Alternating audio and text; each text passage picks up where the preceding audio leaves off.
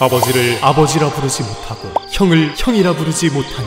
한국 소설에서 희대의 명대사를 남긴 서얼의 대명사 홍길동. 극 F였던 중학생 아리는 홍길동전을 공부하면서 눈물을 좔좔 흘리곤 했는데요. 거친 세상 속에서 극티가 되고 나니 이런 궁금증이 생겼습니다. 아무리 그래도 가출해서 도적질로 이름을 날릴 만큼 조선시대 서얼의 삶이 그렇게 서럽고 비참하기만 했을까? 혹시 길동이가 금쪽이었던 건 아니었을까? 오늘의 교양만두는 첩과 서얼에 대한 이야기입니다.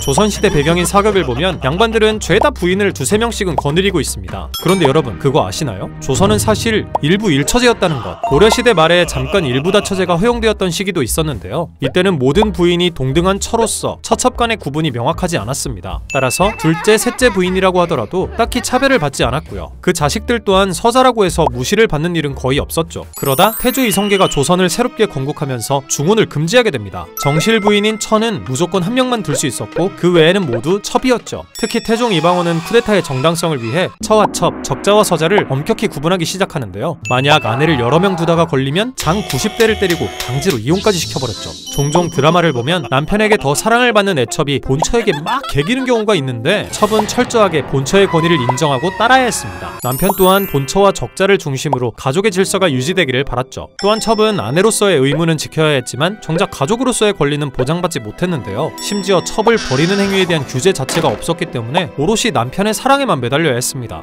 첩의 자식들은 엄마의 신분에 따라 한 번 더 급이 나뉘었는데요. 엄마가 양인일 경우엔 서자, 서녀, 천민일 경우엔 얼자, 얼려라고 불렀죠. 그리고 이들을 합쳐서 서얼이라 했습니다. 서얼들은 당연히 적자와는 다른 대우를 받았는데요. 대표적으로 아버지를 아버지라 부르지 못하고 형을 형이라 하지 못했습니다. 이들은 사회적으로 부자관계가 아니었기 때문에 집안에 대를 이을 수도 없었죠. 단 정실 부인이 아들을 낳지 못한 경우 예외적으로 대를 잇도록 허락해 주었는데요. 제사밥은 얻어먹어야 했으니까. 또 이유를 막론하고 적자한테 깝칠 수 없었습니다. 만약 적자에게 무례하게 굴었다가는 관아에 잡혀가 벌을 받을 수도 있었죠. 하지만 이 정도는 더럽고 치사해도 참을 만했습니다. 서얼들이 진짜 빡쳤던 차별은 과거 시험에 응시할 수 없다는 것이었죠. 출세수단이라곤 과거의 급제에 벼슬에 나아가는 것밖에 없었던 조선에서 응시 자격조차 박탈당한다? 그건 거의 사회적인 퇴출이나 마찬가지였습니다. 또한 서녀와 얼려의 경우엔 엄마의 처지와 비슷하게 다른 양반집에 첩으로 시집을 가는 경우가 대다수였죠.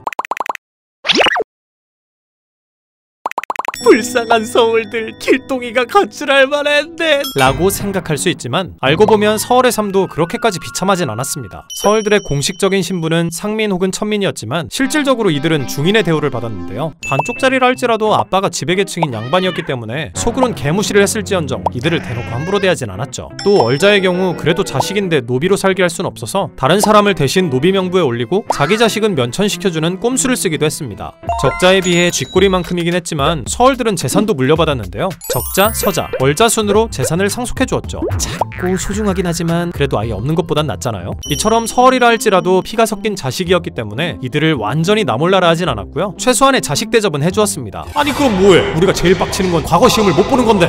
조선 중기부터는 서얼도 과거 시험에 응시할 수 있는 문이 열렸습니다. 임진왜란이 터진 후 나라의 돈과 인력이 부족해지자 선조는 서얼들에게도 과거 시험에 응시할 수 있는 기회를 주었는데요. 단 국가에 일정한 양의 곡식을 바치거나 전쟁터에 나가 큰 공을 세운 사람에게만 부여되었죠. 만약 돈을 많이 내면 서얼의 자식까지도 과거에 응시할 수 있도록 했습니다. 이후 영정조 때에는 서얼들에 대한 차별을 없애기 위해 더 적극적으로 노력했는데요. 18, 19세기에 이르면 서얼들의 인구가 양반의 수를 뛰어넘으면서 이들의 입김이 무시할 수 없을 정도로 세지기도 했고요. 궁당 정치가 심해지면서 귀족 세력을 견제하기 위해 서얼의 힘을 이용했던 것이기도 합니다. 무엇보다 영조 본인의 어머니가 미천했기 때문에 서얼들의 억울함에 감정이입할 수 있었죠. 아무튼 영조는 먼저 서얼들의 승진 제한을 막는 규정을 없앴습니다. 원래 서얼은 아버지의 품기에 따라 오를 수 있는 관직의 등급이 정해져 있었는데요. 이걸 없애버렸죠. 또 길동이의 소원이었던 호부 호영도 허락해 주었습니다. 이후 정조가 즉위한 뒤에는 서얼 허통 절목을 반포하며 서얼들의 과거 시험을 공식적으로 허용했고요. 규장각에 박제가, 유득공, 이덕무 등 서얼 출신 학자들을 발탁하기도 했죠.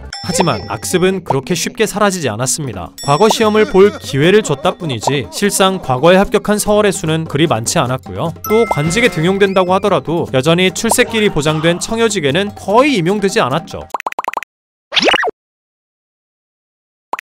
서얼들이 자기들을 차별하지 말라며 상소를 올리고 집단 시위를 할 때마다 내세웠던 주장이 있습니다. 왜 태국을 따르지 않습니까? 중국은 아버지의 혈통을 따랐기 때문에 어머니의 신분과 상관없이 아빠가 귀족이라면 자식 또한 귀족이었죠. 따라서 서얼에 대한 차별이 심하지 않았습니다. 그런데 당시 중국이라면 뭐든지 따르려고 했던 조선이 왜 이것만큼은 따르지 않았던 걸까요? 당연히 돈과 권력 때문이었습니다. 조선에서 땅과 노비는 곧 재산이자 권력이었는데요. 양반들은 노비의 수를 확대하기 위해 일천즉천, 부모 중 한 명이 천민이면 그 자식 또한 천민이라는 원칙을 고수했습니다. 당시 양반들은 천민을 첩으로 삼는 경우가 훨씬 많았기 때문에 서자보다 얼자의 수가 압도적으로 많았는데요. 자신들의 기득권을 지키기 위해 자식에게도 똑같은 원칙을 적용할 수밖에 없었던 거죠. 하지만 왕족의 서얼이라면 얘기가 달라졌습니다. 아빠의 피가 셌으니까요. 어머니가 천민이라 할지라도 자식은 양반이 될 수 있었죠. 단 보통 왕의 4대 손까지만 왕족으로 쳐졌고요. 그 이상 멀어지게 되면 얄짤 없었습니다. 물론 왕실에서도 적서의 차별은 존재했습니다. 대표적으로 호칭이 달랐는데요. 적자는 대군과 공주, 서자는 군과 옹주로 불렸죠. 또 왕위 계승 서열에서도 최하위로 밀렸기 때문에 적자가 아닌 서자가 임금이 된 최초의 왕이 조선 14대 왕인 선조였을 정도였죠. 양반의 자식으로 태어났지만 끝끝내 양반은 될 수 없었던 조선시대 서얼들. 아빠 엄마 때문에 그 자식들이 무슨 죄야. 그나저나 이젠 신분제가 폐지돼서 얼마나 다행인지. 아닌가? 이상 교양만 되었습니다.